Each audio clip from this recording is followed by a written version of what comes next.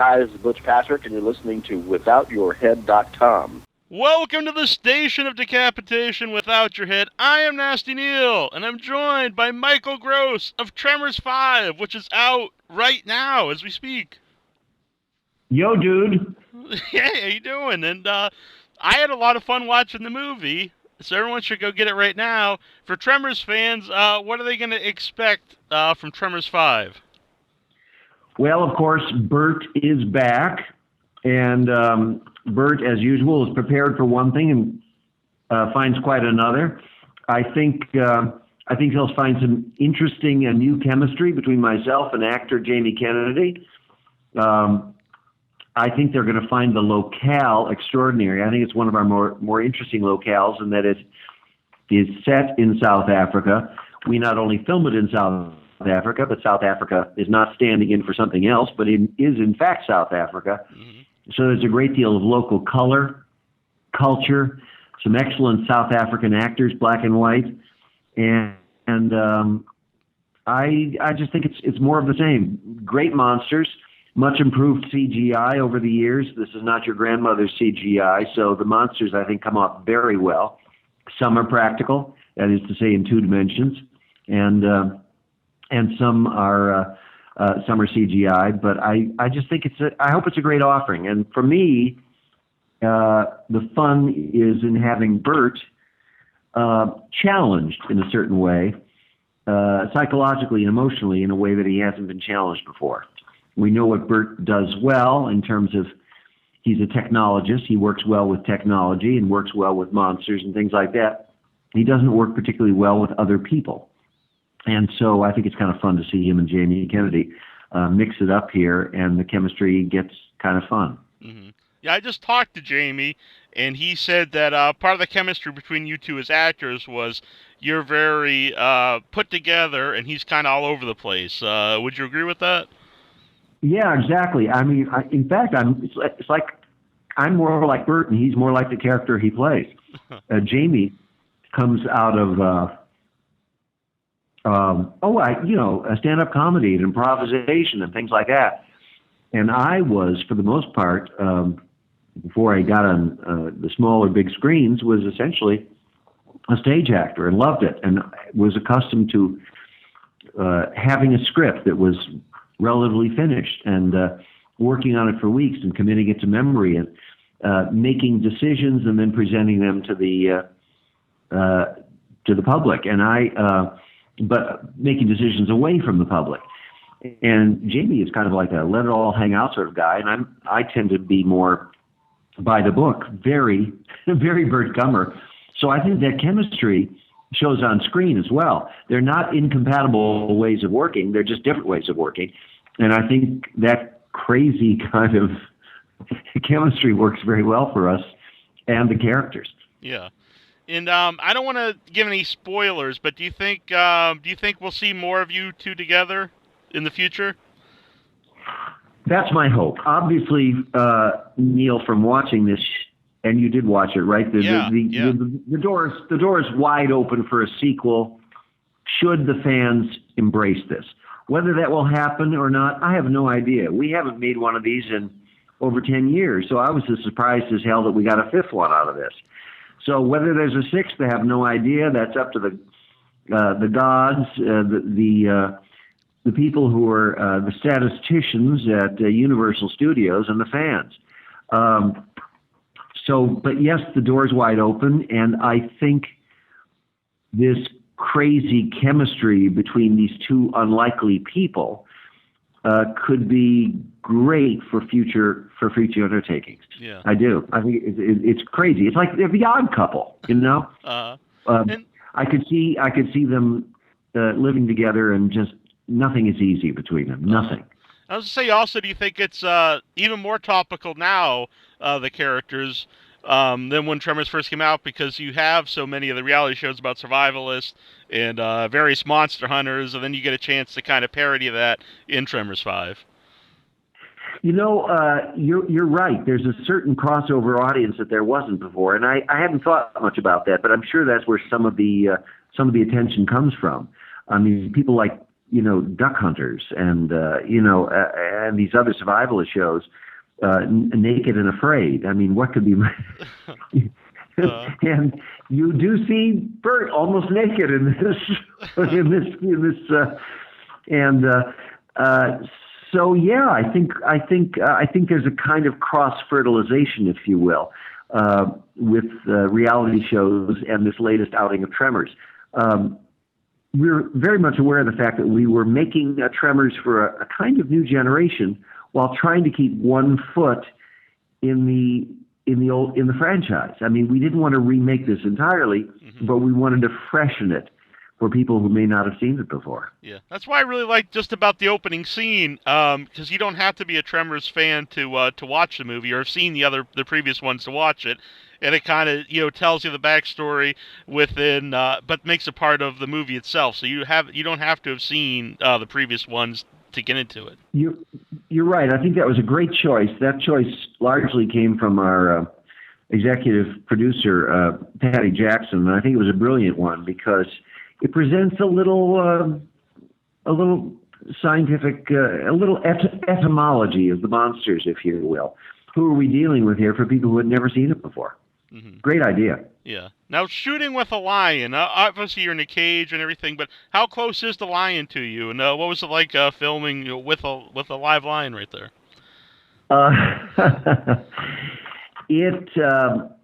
First of all, I can tell you we were close enough for me to say I didn't particularly care for his breath. I tried to slip him a lozenge at one point, but he nearly took my fingers off. It was fascinating. I never felt in jeopardy, but it was. It took a while because naturally everybody had to be protected. This was a full-grown male African lion. And so I was placed in a cage in an enclosure where the lion had free rein in that enclosure. The entire crew was outside that enclosure, filming through holes in the fence and things like that, and they were protected from the lion. Aside from the props I had that were specific to the scene, I had a shitload of sunblock, a blanket to cover myself because, again, at certain points we just had to stop and wait until the lion got interested again. So I covered myself just from the African sun because I didn't have many clothes on. And so I had water, sunblock, a blanket, and I should add I had fresh, raw meat. And the meat was there to attract the lion, to keep him interested. Because the lion was just like, he didn't give a crap that a movie was being made. He wouldn't necessarily come to me. But he once was interested in fresh meat, and so I was given a supply of fresh meat in the cage to place on the edge of the cage and offer to the lion in the hopes that he would take the meat and not my hand with it. So we were nose to nose in some places. That was not CGI.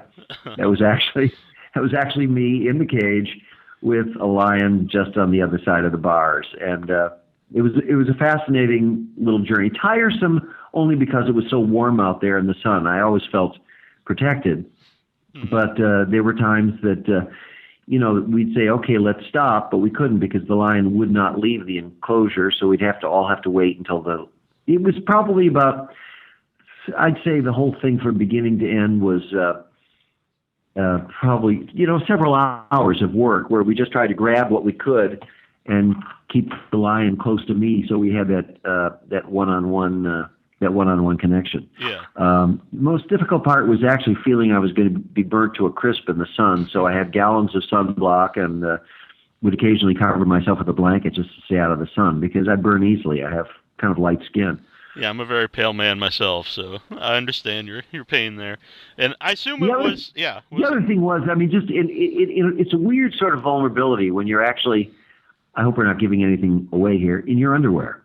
I mean, particularly, I'm an older guy. Mm-hmm. I'm in relatively good shape, but there's a kind of weird vulnerability about taking most of your clothes off in front of in front of an entire crew, and particularly a male African lion who may have found me attractive. You know, so that was another bit of of discomfort, if you will, was taking off your clothes in front of a bunch of people. Yeah, DVD sales are way up right now once they heard that you're in your underwear during the movie. Yeah, there you go. That's why the women are watching, right? Exactly. And I assume it wasn't real lion urine. I assume was not used in the film. Oh no! That was not, and that was comical too, because that was one of the takes we did over and over again, which was ridiculous because they were trying to get the spray just right. They were, I was like, it couldn't be too squirty. It had to be a steady stream. It had to be the right color. And so they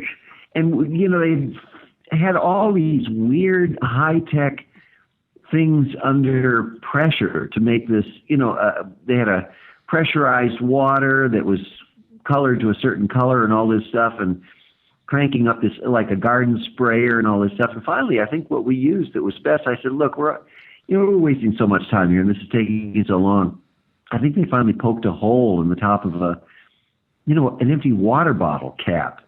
And so put this urine in a water bottle, and just somebody stood off stage or off camera and squeezed it into my face. It's funny sometimes how they went to great technical lengths for something that was easily solved by something that was decidedly low tech. You're right. I do have to mention, I watched it on Blu-ray, high def, and you can definitely see that it is yellow in color.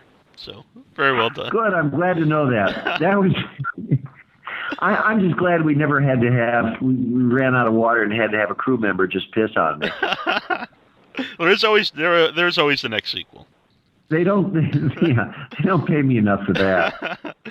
Now, you mentioned, CGI and practical effects, and I assume in the first Tremors it was all practical effects. Which do you prefer working with as an actor, with practical effects or CGI? I don't know that I have an obvious preference, because everything I do is pretend. So even though there's a practical effect and let's say a tentacle that's coming after you, I know, and sometimes within sight, there's a human being working cables with levers just outside of off camera, but within sight of me. So I'm always aware that I'm pretending. So whether I pretend with a two-dimensional tentacle or pretend with CGI, I'm always pretending. Perhaps CGI is just a little more challenging, but not too much. Obviously, working with something in real space is kind of fun because it's so immediate. Whereas with CGI, you have to wait to see what the finished product is going to be like. But I think my preference is always to work with something in two dimensions. But that having been said, CGI is no longer your grandmother's CGI. It's so amazing, and blends so perfectly that there are times in this where you say, oh, they can't, it's got to be CGI just simply because what it's doing. We did use things in three dimensions. Tremors 5 is a blend of the practical and the computer graphic images. In some cases, there are to simulate the burrowing under the ground. Sometimes it's CGI, and sometimes it's small explosive charges that are just set in a row as the monsters track through the ground, and these little puffs of smoke and dirt come up are explosive charges. So it really is a blend of both. Sometimes I think almost seamlessly blended. Mm-hmm. Now, are you more of a Graboid or an ass blaster man? I have a great affinity for the Graboids. I love them because they're so large. They're almost like this subterranean whale, which I love. And in fact, I do make a reference. I think it's in the cage. I've only watched it once, so I forget what's there. But I did insert something from Melville's Moby Dick in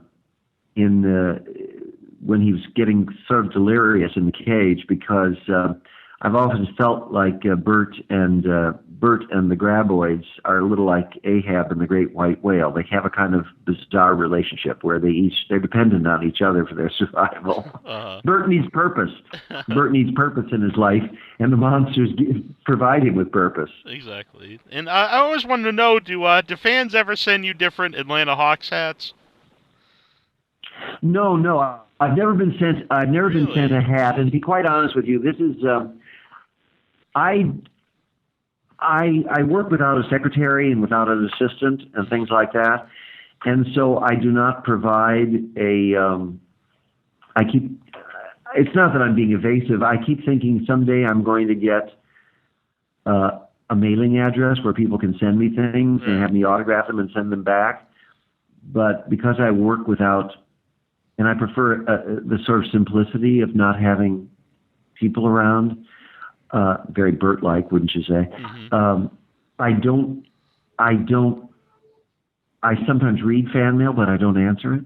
This is terrible, but I don't answer it. So people are, I should say, they in a sense they're wasting their time because I don't have time. I'm trying now to maintain a Facebook page, and that is a time suck.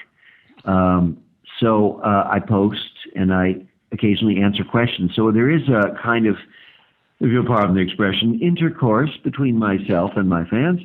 I don't usually send, I don't respond to fan mail, nor do I send out photographs and things like that. I will occasionally go to shows, but I have difficulty keeping up with the, sort of volume. Because I want to keep it personal. So if I can't keep it personal, I just soon not do it at all. You have two iconic roles. You've got Burke Gummer, you've got Stephen Keaton. Which one are you more alike in real life?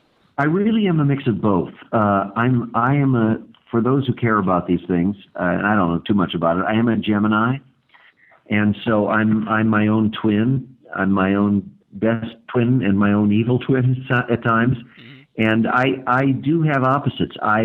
At times I can be this loving, caring, liberal Stephen Keaton, and at other times I can be a worst case scenario sort of worried guy, like Bert is. My father was a worrier, and I inherited that from him. My mother was a full steam ahead, sort of damn the torpedoes kind of person. So more like Stephen Keaton. She was like, there's nothing to worry about. Let's just carry on. Where my father was the worrier. So I think I have elements of them both, which is kind of interesting. And if I had to say I was more like one than the other, I would probably tend towards Burt Gummer, which is an impulse I fight every day of my life because he's a loner. He's an isolated man.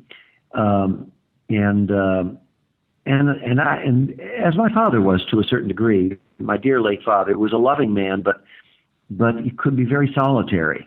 And I don't want to be that. I enjoy the company of people and have forced myself and learned to love people in a way my father never did. My mother always dragged him kicking and screaming into social situations, and I never wanted to be like that. So I fight every day not to become Burt Gummer, actually. But then you can be him when you make a new Tremors movie. So Tremors 5 is out now, and I really enjoyed it, not just because you're here. It's a very fun movie, and hope everyone checks it out. Thank you, Neil. It's been a pleasure. Yeah, thank you. I really appreciate you coming on. Oh, my joy. Thank you. Thanks. Hey, this is Brian O'Halloran. You must know me from such great films as Clerks, Chasing Amy, Mallrats, Vulgar, Brutal Massacre. Anyway, you're listening to Without Your Head.